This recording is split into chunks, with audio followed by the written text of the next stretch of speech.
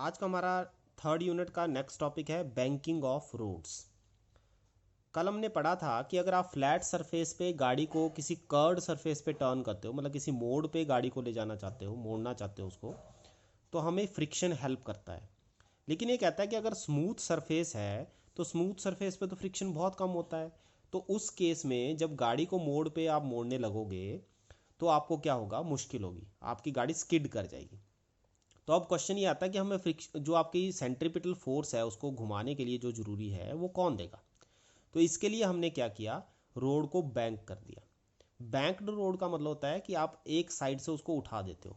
कभी आप अगर सड़क को ऑब्जर्व करोगे तो आप देखोगे कि मोड़ पे सड़क थोड़ी सी साइड से उठी होती है। ठीक है, जैसे ये डायग्राम में बनाया गया है, ऐसे सड़क का फ्लैट सरफेस होगा तो जो आपकी साइड होगी इस तरफ की, वो थोड़ी सी उठी होगी। अब इसका एडवांटेज क्या होता है हमें, कि जो आपका रिएक्शन है, नॉर्मल रिएक्शन है बॉडी का, उसका ही अपना एक कंपोनेंट क्या है, वो आपको सेंट्रीपिटल फोर्स देना शुरू कर देता है। ठीक है, तो इसमें हम सबसे पहले देखेंगे कि हमारी कौन कौन सी फोर्सेस एक्ट करती हैं। पहला आ गया वेट mg, दूसरा नॉर्मल रिएक्शन जो बिल्कुल उसके 90 डिग्री पे, सरफेस के 90 डिग्री पे लेना होता है ये। ठीक है, ये 90 डिग्री पे है। जो एंगल बनाए साइड उसके साथ आर कॉस थीटा हो जाता है, और उस आर कॉस थीटा के बिल्कुल परपेंडिकुलर दूसरा कंपोनेंट आता है आर साइन थीटा। ठीक है, इस केस में हम कहते हैं कि गाड़ी ना तो जमीन में धंसेगी ना ही ऊपर आएगी। तो दैट मीन्स जो आर कॉस थीटा और एम जी है ये आपस में इक्वल एंड अपोजिट होनी चाहिए। मतलब इक्विलिब्रियम कंडीशन में आर कॉस थीटा और आर साइन आपके जो एम जी है वो बराबर होने चाहिए। तो सबसे पहले हम क्या करेंगे, डिफरेंट फोर्सेस देखेंगे, वेट, नॉर्मल रिएक्शन, और थर्ड वन आपकी रहती है, इसमें दूसरा डायग्राम भी साथ में बनाया गया है, फ्रिक्शन। ठीक है, एक फोर्स ऑफ फ्रिक्शन ऐसे सरफेस के साथ बने लगे चलेगा, वो सरफेस ऐसे है ना आपका ये वाला, तो बॉक्स अंदर की तरफ को फोर्स ऑफ फ्रिक्शन एक्सपीरियंस करेगा, क्योंकि जो कार है वो बाहर की तरफ को स्किड होना चाहती है ड्यू टू इट्स इनर्शिया। ठीक है, तो आपकी जो फोर्स ऑफ फ्रिक्शन है वो अंदर की तरफ को लगेगी। ठीक है, तो मैंने क्या किया, जैसे आर के कंपोनेंट तो बन गए R cos theta R sine theta. अभी जो फ्रिक्शन है ये इधर है, ये एफ जो है वो यहाँ पे है, तो इसके साथ एंगल यहाँ बन रहा है, तो दैट मीन्स एंगल के साथ वाला कंपोनेंट क्या बनेगा इसका, एफ कॉस थीटा। और इधर है तो इसका जो वर्टिकल कंपोनेंट होगा वो नीचे की तरफ को बनेगा, क्योंकि ये इस तरफ को है एफ, तो जो ये वाला कंपोनेंट है वो बनेगा एफ साइन थीटा। तो इसमें सबसे इंपॉर्टेंट बात है ये समझना कि एफ के कंपोनेंट और आर के कंपोनेंट किस तरफ बनेंगे। एफ का कंपोनेंट एक बनेगा एंगल के साथ एफ कॉस थीटा, और दूसरा इसके नीचे की तरफ को एफ साइन थीटा। आर क्योंकि ऊपर की तरफ है और एंगल इधर बन रहा है तो आर कॉस थीटा बनेगा ये वाला कंपोनेंट, और इसका दूसरा कंपोनेंट इस तरफ को आर साइन थीटा। अब अगर हम ये आपने कंपोनेंट्स बना लिए इसके, अब अगर हम ध्यान से देखें इस डायग्राम को देख के ही आप पूरा एक्सप्रेशन, मैथमेटिकल एक्सप्रेशन समझ सकते हो। ऊपर की तरफ को कौन सी फोर्स लग रही है, आर कॉस थीटा। नीचे की तरफ को कौन कौन सी फोर्स लग रही है, एक एम जी और एक एफ साइन थीटा। तो दैट मीन्स जो आर कॉस थीटा है वो किसके बराबर होगा, वो होगा F sine theta plus M G के बराबर, क्योंकि यहाँ पे कोई मोशन नीचे की तरफ भी नहीं हो रहा ना ऊपर की तरफ हो रहा है, दैट मीन्स इक्विलिब्रियम है। तो इक्विलिब्रियम में R cos theta F sine theta plus M G के बराबर होगा। तो ये आपका पहला एक्सप्रेशन बन जाएगा, ये M G plus F sine theta. अब दूसरा जो एक्सप्रेशन है वो कहता है कि जो आपकी गाड़ी है वो सेंट्रीपिटल फोर्स किस तरफ लगेगी, अंदर की तरफ को, ताकि वो घूम सके ट्रैक पे। ठीक है, तो ये जो आपका एफ कॉस थीटा है और आर साइन थीटा है, दोनों मिलके आपको क्या प्रोवाइड कर रहे हैं, ये प्रोवाइड कर रहे हैं आपको सेंट्रीपिटल फोर्स। तो इसको हम लिखेंगे यहाँ पे आपका R sine theta plus F cos theta is equal to centripetal force. ये सेंट्रीपिटल फोर्स का फॉर्मूला है M V square by R. फिर हमने पढ़ा है व्हाट इज एफ, जो फ्रिक्शन है वो किसके बराबर होता है, म्यू एस आर के बराबर। ये लॉज ऑफ फ्रिक्शन में आपने पढ़ा था। तो यहाँ से हम वैल्यू करेंगे, इस वाली इक्वेशन में डाल देते हैं। ठीक है, तो ये आ जाएगा mu S R sine theta equation 1 में डाल के। तो इसके बाद ये वाली टर्म को लेफ्ट साइड में ले जाओ, R cos theta minus mu S R sine theta is equal to M G. R common आ गया, ये बच जाएगा, यहाँ से आर निकालो, ये हो गया M G upon cos theta minus mu S sine theta. तो ये इक्वेशन नंबर 3 हो गई। इसी तरह आप इक्वेशन नंबर 2 जो आपकी है ये वाली, इसके अंदर भी आप क्या करो, वैल्यू जो इक्वेशन नंबर 2 आपने ली है इसमें आप वैल्यू पुट करने की कोशिश करो, R sine theta plus F cos theta is equal to M V square by R. तो एफ की जगह म्यू एस आर, जैसे मैंने आपको कहा ना एफ की वैल्यू म्यू एस आर है, यहाँ पे भी पुट करेंगे, यहाँ से भी आर कॉमन आ जाएगा और आपके पास क्या रह जाएगा। अब ये बोलता है कि जो आर है ये आप यहाँ से सब्स्टिट्यूट कर लो, ये वाली वैल्यू, ठीक है। इक्वेशन 3 को इसमें सब्स्टिट्यूट करेंगे तो ये क्या बन जाएगा, M G upon cos theta minus mu S sine theta, और एक आर के साथ टर्म क्या है, sine theta plus mu S cos theta is equal to M V square by R. यहाँ से m कैंसिल हो जाएगा, v स्क्वायर निकालो, r आपका लेफ्ट साइड में आ जाएगा, दैट मीन्स मल्टीप्लाई में आ जाएगा, R G sine theta plus mu S cos theta upon cos theta minus mu S sine theta. अब एक स्टेप आपने क्या करना है, न्यूमरेटर और डिनोमिनेटर दोनों को कॉस थीटा से डिवाइड करना है। तो sine theta by cos theta क्या हो गया, tangent theta, cos theta by cos theta क्या हो गया 1, इस तरह cos theta by cos theta क्या हो गया 1, और sine theta by cos theta क्या हो गया टेंजेंट थीटा। मैंने क्या किया, न्यूमरेटर को भी कॉस थीटा से डिवाइड किया और डिनोमिनेटर को भी कॉस थीटा से डिवाइड किया, तो इस तरह से ये वैल्यू आपके पास आ जाएगी। स्क्वायर का अंडरूट हो जाएगा यहाँ पे, तो v है जो आपका हो जाएगा R G tan theta plus mu S 1 minus mu S tangent theta. तो ये है आपकी कंडीशन कि कितनी स्पीड से कोई गाड़ी टर्न कर सकती है, तो ये लिमिटेशन है, इससे ज़्यादा स्पीड से वो टर्न नहीं कर पाएगी। और इस केस में हमने क्या किया, हमने बैंक्ड रोड में फ्रिक्शन को भी इंक्लूड किया हुआ है। लेकिन ये कई बार कहते हैं कि आपका सरफेस इतना स्मूथ होता है कि आप क्या करते हो, फ्रिक्शन को इग्नोर कर देते हो। आप फ्रिक्शन को इग्नोर करोगे, तो फ्रिक्शन को जब इग्नोर करेंगे तो उस केस में आपका जो रिजल्ट है वो रह जाएगा R G tan theta raised power 1/2। तो यहाँ से टेन थीटा क्या आ गया, वी स्क्वायर, ये आर जी इधर रहेगा, फिर आप लास्ट में क्या निकालोगे, tangent theta is equal to V square upon R G. तो ये तब है अगर आपका फ्रिक्शन लेस सरफेस है, अगर फ्रिक्शन है तो फिर आपको पूरा एक्सप्रेशन ये करना पड़ेगा। तो दोनों तरह से ये एक्सप्रेशन आ सकता है। अब आपको एक और इसमें आर्टिकल आता है बेंडिंग ऑफ साइक्लिस्ट, ये भी आपने सेम यही करना है जो मैंने आपको इस केस में करवाया है बैंक रोड वाले में। तो पेपर में चाहे बेंडिंग ऑफ साइक्लिस्ट आए चाहे आपका ये बैंकिंग ऑफ रोड्स आए, दोनों केस में आपने आर्टिकल सेम ही करना और यहाँ तक इसको कर देना है, ठीक है। उसके बाद इसका न्यूमेरिकल देखते हैं। एक an aircraft executes a horizontal loop at a speed of 720 kilometre per hour with its wings banked eight 15 degree, ठीक है। तो एक थोड़ी सी करेक्शन कर लेना, मे बी मैंने इससे पहले 5/12 कराया हो तुम्हें, इसको करेक्शन कर लेना, इट इज़ 5/18। जब इसको कट करोगे तो ये 200 मीटर पर सेकंड आएगा, theta is equal to 15 degree आ गया। ये फॉर्मूला आपके पास है जो अभी आपने ऊपर निकाला है।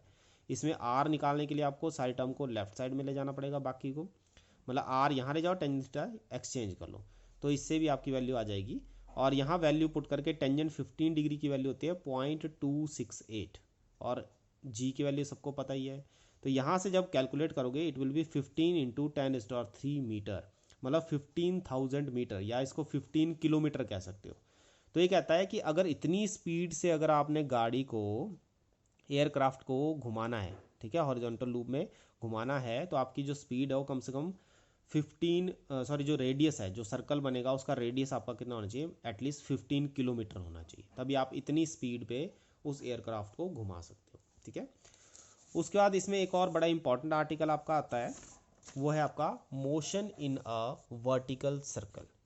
आपने देखा होगा कि हम लोग क्या करते हैं, एक थ्रेड से किसी स्टोन को बांध लो, या बाल्टी भी, कई बार छोटी सी बाल्टी हो तो हम उसको ऐसे घुमा देते हैं, ठीक है, और बिना पानी गिराए। तो ऐसा क्यों होता है, ऐसी क्या कंडीशन है अगर कि पानी ना गिरे, तो उसके लिए हम इस आर्टिकल को समझने की कोशिश करेंगे। हम कहते हैं कि आपने एक स्टोन लिया, स्मॉल बॉडी लिया और उसको रोटेट कर दिया, रोटेट किया बिना उस स्टोन को गिराए हुए, ठीक है। बांधा ऐसे है कि वो गिर भी सकता, अगर आपका स्टोन यहाँ से नीचे भी गिर सकता था, लेकिन आपने उसको इतनी स्पीड से घुमाया कि वो स्टोन नहीं गिरा और पूरा सर्कल उसने ले लिया, ठीक है। तो ऐसा कब होगा, उसकी कंडीशंस देखते हैं। हम मान लेते हैं कि किसी पॉइंट पी पे आपका जो है ऑब्जेक्ट है, किसी पॉइंट पी पे एट एनी टाइम टी। अब यहाँ पे जो पी पॉइंट है इसका वेट मैंने आपको हमेशा कहा है, वेट कहाँ लेना है आपने, बिल्कुल वर्टिकली डाउनवर्ड। तो एंगल के साथ, जो एंगल ऊपर से आ रहा है थीटा, इसके साथ जो इसका ये कंपोनेंट आएगा वो आएगा एम जी कॉस थीटा, हमेशा याद रखना है एंगल के साथ कॉस थीटा, और उसके बिल्कुल परपेंडिकुलर कौन सा कंपोनेंट आएगा, एम जी साइन थीटा। हमने कहा जो लोएस्ट पॉइंट है एल, इसको नाम देंगे हम लोएस्ट पॉइंट को। एल पे आपकी जो वेलोसिटी है वी एल लेनी है, हाईएस्ट पॉइंट पे वेलोसिटी वी एच लेनी है, इसका रेडियस हमने आर ले लिया। तो सबसे पहला क्वेश्चन है what is the length of H L, तो it will be 2r, twice हो जाती है, डायमीटर हो गया ये, ठीक है। तो ये भी याद रखना एच एल की हाइट 2r है। अब इसमें फिर से वही समझने वाली बात है, ये टी टेंशन रिप्रेजेंट कर रहा है और इसके बिल्कुल अपोजिट क्या है, एम जी कॉस थीटा। अब क्योंकि आप स्टोन को किसी बॉडी को घुमा रहे हो तो घुमाने के लिए रीज़न क्या रहता है, सेंट्रीपिटल फोर्स, और वो सेंट्रीपिटल फोर्स कौन प्रोवाइड करेगा, ये टेंशन। तो क्योंकि सेंट्रीपिटल फोर्स मिल रही है तो ये टेंशन हमेशा ही एम जी कॉस थीटा से ज़्यादा होनी चाहिए। तो नेट सेंट्रीपिटल फोर्स कैसे आएगी, टी माइनस एम जी, क्योंकि एम जी उसको बाहर खींचना चाहता है और टी उसको अंदर खींचना चाहता है। क्योंकि वो अंदर की तरफ खींच रहा है तभी तो घूम रहा है, तो टी बड़ा होगा, एम जी कॉस थीटा छोटा होगा, तो T minus M G cos theta आपका किसके बराबर होगा, centripetal force, that is M B square upon R. ठीक है, ये बड़ी इंपॉर्टेंट टर्म है, इसको ध्यान में रखना है। यहाँ से टी निकाल लो, तो टी आपका आ गया M B square by R plus M G cos of theta, equation number 1 आ गई। अब ये कहता है कि टेंशन जो होगी, जो आपकी टेंशन होती है वो हाईएस्ट पॉइंट पे मिनिमम होती है, और मिनिमम मतलब इस, अगर आपने याद रखना कभी भी कोई एक्सप्रेशन ऐसा आता है जिसमें साइन या कॉस आता हो, तो उस एंगल को अगर आपने उसको मिनिमम करना है तो उस एंगल को मिनिमम करना पड़ता है। ठीक है, तो कॉस थीटा यहाँ पे है, कॉस थीटा की मिनिमम वैल्यू -1 होती है, सबको पता है। और -1 कब होती है, जब थीटा कितना होता है 180 डिग्री, तो नेचुरली थीटा 180 डिग्री होगा। पहले आप यहाँ हो फिर यहाँ पहुँच गए तो एंगल कितना बन गया, कितना रोटेट किया आपने, 180 डिग्री। ठीक है, तो आपने 180 डिग्री उसको रोटेट किया। तो इसके लिए मैंने क्या लिया, यहाँ पे माइनस कर दिया, तो टी मिनिमम कहाँ पे, हाईएस्ट पॉइंट पे, वी एच हो जाएगा velocity, M V H square R minus M G. ठीक है, ये आ गया आपके पास टी मिनिमम। ठीक है, टी मिनिमम आ गया। फिर ये कहता है कि T minimum must be greater than zero, मतलब आपकी जो स्ट्रिंग की ये स्ट्रिंग है ये फ्लैट रहनी चाहिए, लेंथ आपकी ग्रेटर देन ज़ीरो ही होनी चाहिए। ऐसा ना कि ये थ्रेड आपका इकट्ठा हो जाए। ठीक है, समझ रहे हो, इकट्ठा होने का मतलब, इकट्ठा होने का मतलब होगा कि वो ऊपर से बाल्टी नीचे गिर जाएगी, सीधी आपके ऊपर गिर जाएगी। ठीक है, अगर आप क्या करते हो, टेंशन लेस देन ज़ीरो ले लेते हो। ठीक है, तो ये मस्ट भी ग्रेटर देन ज़ीरो होनी चाहिए, otherwise the string will slack and body will fall down. ठीक है, तो हमने क्या किया, उसको टी मिनिमम को greater than equal to zero ले लिया। इस वाली इक्वेशन को अब इससे सॉल्व करेंगे, तो M V H square upon R must be greater than, minus उधर चला जाएगा तो क्या हो जाएगा, प्लस एम जी, यहाँ से एम कट जाएगा, वी एच निकालेंगे तो ये आर इधर चला गया तो आर जी हो जाएगा, स्क्वायर है तो ये क्या बन जाएगा, अंडर द रूट। तो ये आपको पेपर में क्वेश्चन आ सकता है, डायरेक्ट भी क्वेश्चन आ सकता है और आर्टिकल आए तब तो ये पूरा करना पड़ेगा। The minimum velocity at highest point is root G R. आपसे पूछा जा सकता है कि आपने अगर एयरक्राफ्ट को लूपिंग करना है, उसको एक सर्कल में घुमाना है, ऐसे एयरक्राफ्ट कैसे, ऐसे ऊपर आसमान से ऐसे नीचे की तरफ को, तो उसकी जो हाईएस्ट वेलोसिटी हो, मिनिमम वेलोसिटी हो कितनी होनी चाहिए, हाईएस्ट नहीं पर मिनिमम वेलोसिटी कितनी होनी चाहिए एट द हाईएस्ट पॉइंट, तो आपने आंसर लिखना है रूट जी आर। ठीक है, अब दूसरी बात इसने आर्टिकल में एक और कही है, कंजर्वेशन ऑफ एनर्जी कहती है कि जो आपका लोएस्ट पॉइंट है और हाईएस्ट पॉइंट है, इन दोनों पॉइंट पे एनर्जी कैसी होनी चाहिए, आपकी सेम होनी चाहिए। यहाँ पे वेलोसिटी है वी एल, यहाँ पे वेलोसिटी है वी एच। जब वेलोसिटीज हों तो वी हैव काइनेटिक एनर्जी, तो यहाँ पे काइनेटिक एनर्जी कितनी हुई, half M V L square, यहाँ पे काइनेटिक एनर्जी कितनी हुई, half M V H square. ठीक है, लेकिन लोएस्ट पॉइंट पे पोटेंशियल एनर्जी तो नहीं होती, क्योंकि पोटेंशियल एनर्जी तो हाइट के साथ बढ़ती है, तो यहाँ पे पोटेंशियल एनर्जी आपकी ज़ीरो है, लेकिन यहाँ पे वी हैव पोटेंशियल एनर्जी। क्यों, क्योंकि हमारे पास हाइट है, और हाइट कितनी है इसकी, 2r। मैंने अभी आपको समझाया कितनी हाइट है इसकी, 2r। ठीक है, तो यहाँ पे मैं क्या करूँगा, प्रिंसिपल ऑफ कंजर्वेशन एनर्जी कहती है total energy at L must be equal to total energy at H. मैंने बताया ना एल पे कौन सी एनर्जी, सिर्फ काइनेटिक एनर्जी, क्योंकि वो सबसे, वो ग्राउंड पे है, उस पर हाइट ना होने की वजह से उसके अंदर कोई पोटेंशियल एनर्जी नहीं होगी। लेकिन एच तो आपका हाइट पे है, तो एम जी एच आपने फॉर्मूला यूज़ करना है। एच कितना है इस केस में, हाइट कितनी है, 2r, तो एम जी 2r आ जाएगा। और काइनेटिक एनर्जी भी है क्योंकि वो स्पीड से चल रहा है, तो half M V H square हो जाएगा। ठीक है, फिर ये कहता है ये जो आपका वी एच है ये आप ऊपर से पुट कर लो, it will be greater than equal to root G R. तो क्योंकि ग्रेटर देन इक्वल टू है तो हमने यहाँ पे भी ग्रेटर देन इक्वल टू लगाना है, और वी एच की जगह स्क्वायर है इसलिए जी आर ले लेना। वी एच अकेला रूट जी आर है, स्क्वायर होगा तो क्या होगा, जी आर, रूट कैंसिल हो जाएगा। ये कैलकुलेशन करने के बाद इसको कैलकुलेशन आप कर सकते हो, ये हमारे पास V L square root 5 GR आ गया, तो वी एल कितना गया, रूट 5 GR। तो किसी भी बॉडी को लूपिंग करने के लिए, मतलब एक सर्कल में, वर्टिकल सर्कल बोलते हैं हम इसको, ऊपर से नीचे को घुमाने के लिए हमें जो हाईएस्ट लोएस्ट पॉइंट पे वेलोसिटी चाहिए मिनिमम, वो होनी चाहिए 5 GR, और हाईएस्ट पॉइंट पे कितनी होनी चाहिए, रूट जी आर। तो इस तरह से आप क्या कर सकते हो, वर्टिकल सर्कल के आर्टिकल को देख सकते हो।